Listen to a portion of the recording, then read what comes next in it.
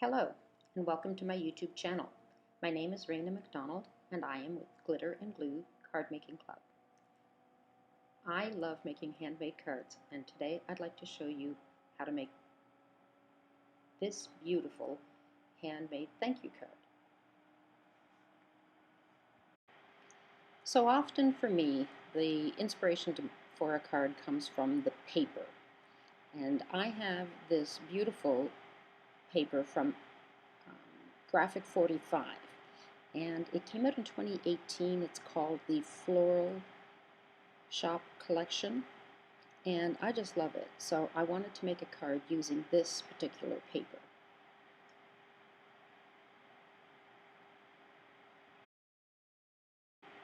So the supplies I'm using today include this bouquet of flowers that is from a stamp and die set by Heartfelt Creations called the Sunrise Lily collection, and this is the stamp we're going to use, and it has a matching die cut. I've already stamped and cut this bouquet, and I'm going to color it using alcohol markers. I'm also using this die cut piece from a Stampin' Up! Set called the Detailed Floral Thinlits Set. There are 3 pieces in the kit, 2 different sized floral dies, and 1 edger piece that can be used to fit on the shape of either of these dies. This is the smaller piece that I used for the flap that I made, and the second is on the larger piece. So just putting these away, stick my edge piece back in.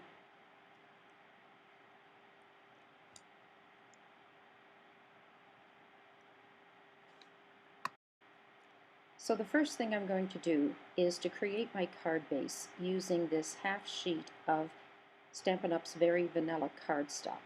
Now it is cut at 5.5, and I'm going to score it at 4¼ inches to create your standard A2 card size. And this is using the score blade on the Stampin' Up trimmer, not the cutting blade. So now I am folding my card and making sure that my score line is in the right place by making sure my corners line up perfectly, and then once I've got them lined up, I'm going to use my bone folder to burnish the edge and get a nice crisp fold for the card. And once I've done that, I'm going to turn my attention to the inside of the card, where I am going to stamp my sentiment. This sentiment is from a sheet of sentiments that I believe I got from an older card making magazine. I bought many of these card making magazines at Joann's in the early years when I was learning the paper craft skills and building my craft. And I am pretty sure that's where this stamp sheet came from. The sentiment says, "I thank my lucky stars for a friend like you." And I'm now going to put it on my acrylic block, and I'm trying to line it up straight here, so I'm actually going to use the lines on my Stampin' Up grid paper to align the stamp, and then put my acrylic block in place and stick it onto it with a good stiff press. So I'm using the Ranger Archival ink pad in the color Leaf Green. And as I'm getting ready to ink up my stamp, I realize that I have forgotten my Stampin' Pierce mat, which I need to use under the cardstock in order to get a nice sharp image with the stamp. So I've stepped away and picked up my ink pad, and now I'm going to stamp the sentiment on the inside of the card, near the top, slightly off center to the right.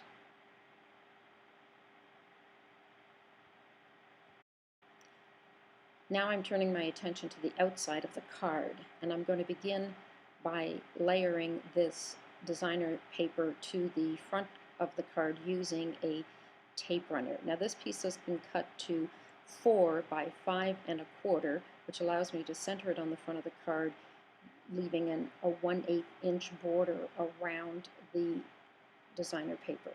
Now, using a tape runner means that you have to get this lined up pretty accurately before you press it down, because the tape runner does not allow for adjustments. Once it's down, it's stuck there for good. So the next thing I'm going to do is to color my bouquet of flowers. Here it is. And I'm going to do that using these alcohol markers. Now, the markers I'm using for this are a cheap set that I bought at Tuesday Morning. They come in a box of 12 for $9.99. But the color selection is very random. Each box is not identical to the other types of boxes, and there are several repeats from one box to the next. So I have several that I have multiples of, which works for me when I'm doing a card class.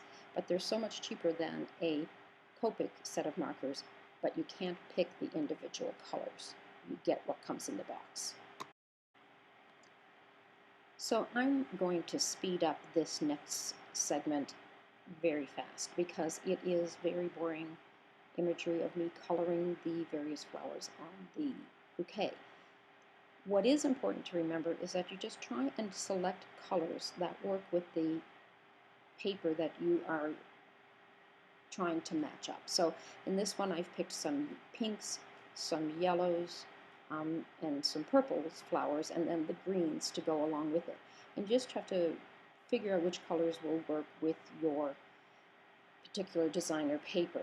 Now I have used a light and a dark of the pinks and the yellows and the greens. Fortunately, I don't have a light and a dark purple, but the color of the purple was the right color to go with the shade. So I'm just, and it's fairly dark, so I'm just going to go along with it without trying to find a darker color for it. But with the lighter colors, especially the yellow and the pink, what I'm doing is coloring the flower all over and then taking the darker color and going around the edges to kind of give some shading, and then go back in with the lighter pencil or pen and color it again to blend the light and the dark alcohol markers. That's the difference between alcohol markers and watercolor markers, is you can use them to blend nicely and do a much better finish on the image. I'm not a great color person, and but I find the alcohol markers do make it a lot easier. You could use water-based markers on this. You could use colored pencils. You could use watercolors, or you could use the ink pads and use a water brush to color this. Whatever is your preferred method of coloring. You just use colors that you have in your ink pads or your marker stash and decide which colors work with whatever designer paper you are using as your base. I'm not going to tell you all of the different colors that I've used, because it's not like you can go out and purchase the specific colors for this set.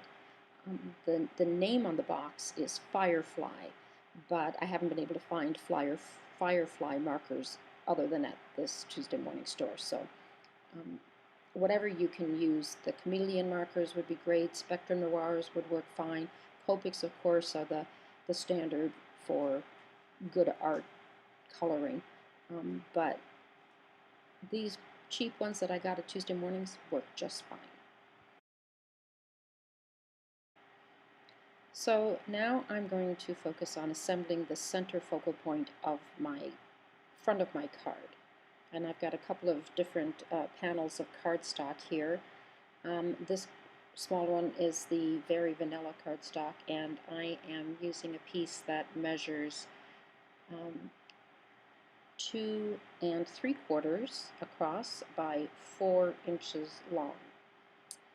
And before I adhere it to the yellow piece, I'm going to use the finger dauber and the archival ink to, this is the leaf green Ranger archival ink, and I'm going to put the ink just along the edge of the panel to give it a little bit of a pop.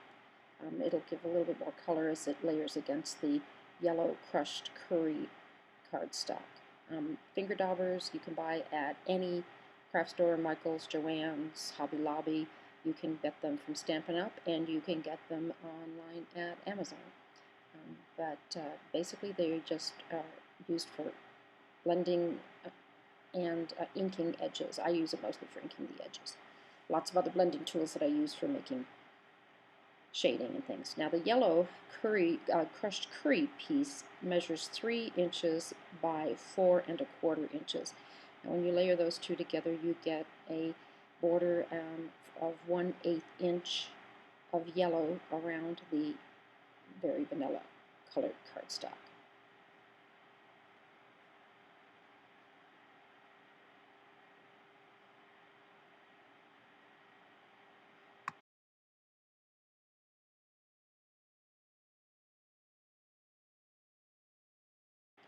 Now I'm taking my floral die cut that I'm going to use to create the flap that'll partially hide the bouquet of flowers.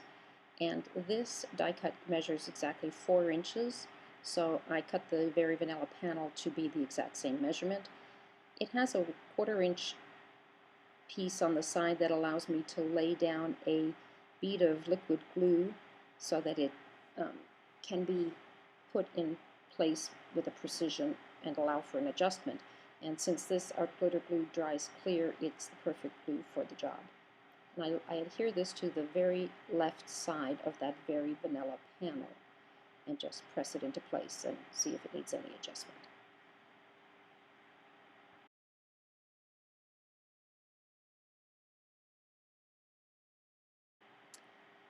Taking my bouquet of flowers, I'm going to slide it under the flap, and I'm going to adhere glue only to the portions of the flowers that are going to adhere to the very vanilla cardstock. I want a little bit to hang over the edge so it can hang over the designer series paper, and I'm going to use glue and lay them down flat as opposed to popping it up with dimensionals. I'm going to pop up the entire panel with the crushed curry backing on dimensionals, so I don't want to add an additional layer of dimensionals here.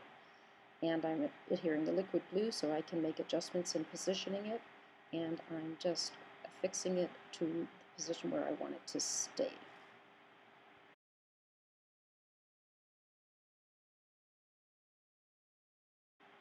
I'm using 2 sentiments on the front of this card. One is a simple thank you that is from the Stampin' Up! Set called Heartfelt Blooms. This is a celebration set from a couple of years back, maybe 3 years ago, I'm not quite sure. But this is a simple font and very pretty, and it is the basic thank you that is found right here on this set. So the second sentiment that I'm using is So Very Much, and it comes from another Stampin' Up! Set, also a celebration set, and it is called So Very Much.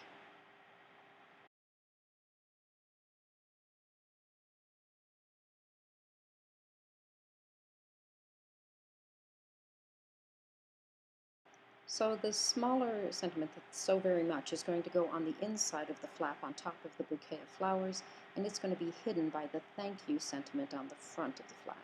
But first I'm going to ink the edges using the crushed curry for the So Very Much sentiment, which I have pre-stamped already in crushed curry, and I'm going to ink the thank you sentiment, which is stamped in the leaf green sentiment with the same leaf green ink and finger dauber again. If you're working from a kit that I've sent you, then these steps have been pre-done before you receive them. If you are following along in a class, then you're going to be doing these steps yourself along with the rest of the group.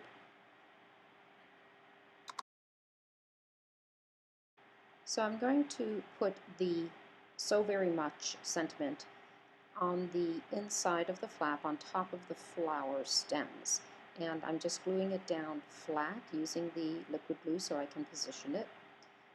And once I get that fixed, I'm going to put the thank you sentiment on the top over the die cut. Now before I put this thank you sentiment on, I'm going to take my ribbon and wrap it around the panel and weave it through the die cut flap. And then I'm going to tie a bow on the right side of the panel. Now, this bow is designed to be opened and retied so that you can look inside and see the so very much sentiment on the inside of the flap. As I'm watching this playback, I can see how far out of the frame I am on the camera, so that's definitely a rookie mistake. And since I'm a rookie, I guess it's no big surprise. But once I have the bow tied on the right side, then I can go ahead and put the sentiment on the rest of the panel.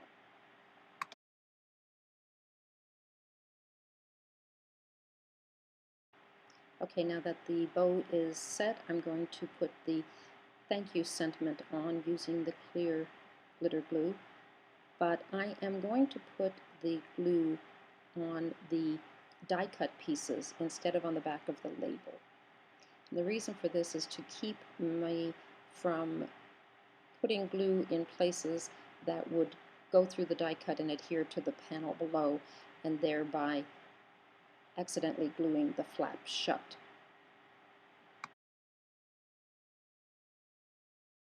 The thing to remember when positioning this sentiment label is to make sure you hide the so very much sentiment that's underneath the flap. Just snuggle it up there underneath the bouquet.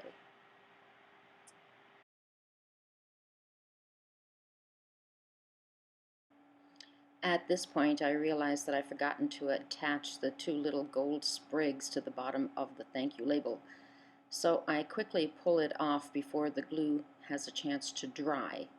And I'm planning to put one on the top left and one coming up from the bottom right. And so I'm putting some liquid glue on the label from the underside so that I can adhere these two accent sprigs.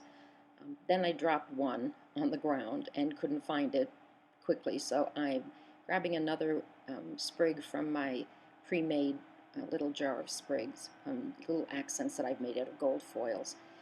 This is the punch that I use to make these little sprigs. It's something I just got at a garage sale over the years. I don't know exactly where it came from, but it's kind of cute and I use it quite a lot.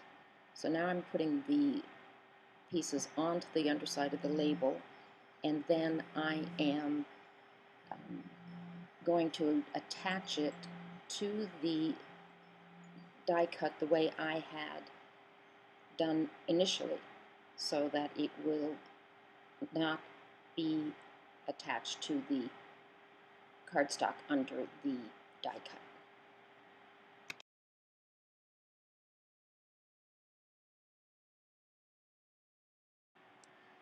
So I'm going to raise this center panel piece on foam dimensionals to give it some extra visibility on the back of this patterned paper. I'm using the Stampin' Up! Dimensionals foam adhesives, but you can use any foam adhesive for this part. I'm using not just the center pieces, the hexagon pieces, but I'm going to use some of the edges of the foam piece and just what they call the bones. I'm putting them right over top of the ribbon that I wrapped around the back here. I'm adjusting the ribbon to make sure it's in the right spot so that I can finalize its position with these foam adhesive pieces. The center of the card needs support to keep it from pressing down and getting crushed, so I tend to put quite a bit of foam adhesive in the center of the panel as well as the edges. I just don't want it to get crushed. So I'm removing the paper from the back of the foam dimensionals, and I am going to center this on the front of the card so that about a ½ inch of the designer paper is visible around the center panel as a frame. This gives it more dimension and more of an impact. So one final detail for the inside of this card is to create a banner-tailed strip from this scrap piece of the designer paper. It's about a 1/2 inch wide, and it can be any length from 3 to 4 inches. And I'm creating it by cutting a 1/2 inch slit in the center of one end of the strip, and then taking my paper snips and trimming from the corner to the center of the slit and removing the triangle, and then doing the same on the other side. I'm just going to adhere it inside with some liquid glue so I can position it properly once I get it in the card. And this just gives it another little design element to the inside of the card.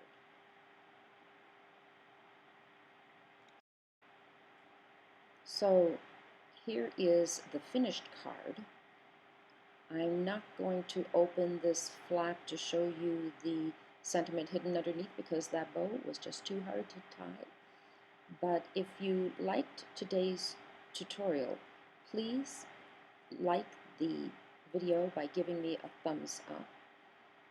I'm not quite sure which way to put my thumb to show you up. There it is. And also hit the subscribe and the notification bell if you want to be notified when I put up additional new content. I really appreciate your time today. Thank you for watching.